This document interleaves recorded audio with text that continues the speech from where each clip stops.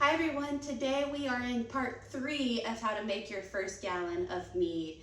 And so what we're doing today is we're going to show you guys how to rack your mead into another vessel. There's a couple different reasons why you would do this. You might want to help clarify your mead. You might want to try to stabilize it, or you might just want to try to get whatever's here off of the yeast cake on the bottom. Could be a range of reasons why. We'll show you that step today and explain everything as we go through it, as well as all the tools that we're going to need to get this done. All right, you ready to get started? Let's go. All right. All right, got a couple of tools that we're gonna need today. Phil is sanitizing our auto siphon, and we also have some food grade tube here. So we're gonna dump this in the bucket of sanitizer, get that all sanitized up. We also have our turkey baster that we use to get the mead out in a sanitary way. We got a fresh airlock, our hydrometer, the graduated cylinder, and then a fresh, clean fermenter.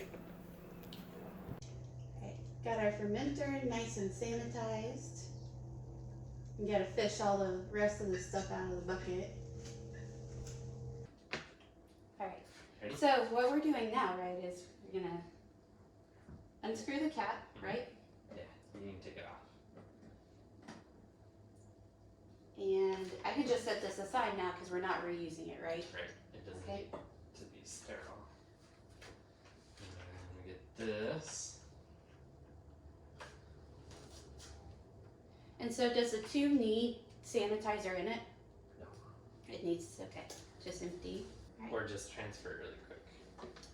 And so we're starting on the ground because this relies on just like hydraulic pressure. So you got to use a good distance in your height to be able to get the siphon to start flowing. And so he's just like pumping it with his, Here it goes. and Ready? I'm going to be ready on this clamp here. A little more. There. Okay, get it in the bin. The big tub. There you go. Alright, let it go. Forgot it. Just, there you go.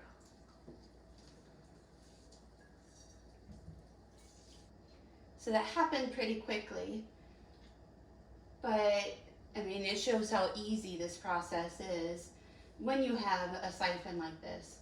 Now, what can people do if they don't have an auto siphon like this? Well, you gotta like start it yourself. So you gotta fill a tube with some water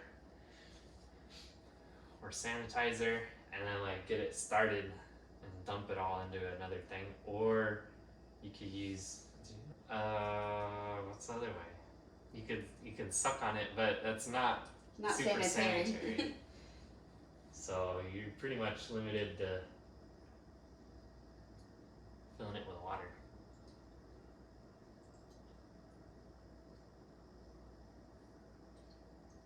And so we're paying attention now very carefully to make sure that we don't pull up too much of that yeast cake or sediment on the bottom there.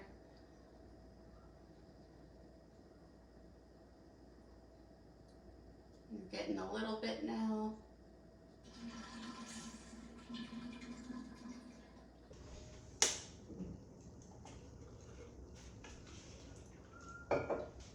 Alright, so we've decided to not measure our specific gravity today. We're running out of the mead, so we don't want to waste any more. I know there's a lot of people that say that you could dump it back in, but we try to be really, really careful with our brews. So just a personal choice for us not to dump it back in, but you feel free to do so, especially if you want to see where your specific gravity is at.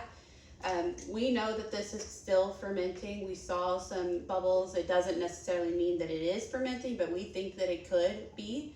So we're just gonna let it sit out and keep fermenting for a little bit longer. Just gonna store it in a cool, dry place and make sure that we protect this gorgeous color that we've got going on here right now. So without further ado, That's pretty much it. that's how easy it is. So if you like this video, give us a like or leave a comment down below. Let us know how you prefer to rack your mead or if you've got any questions. We'll also keep making some more recipe videos here in the near future. Like we mentioned last time, we've got a milk stout, a Pinot Noir, blackberry wine, and some more coming down the pipeline. So if there's anything in particular you want to see us brew, just drop a line below and we'd be happy to make that happen. Well, until then, we'll see you next time.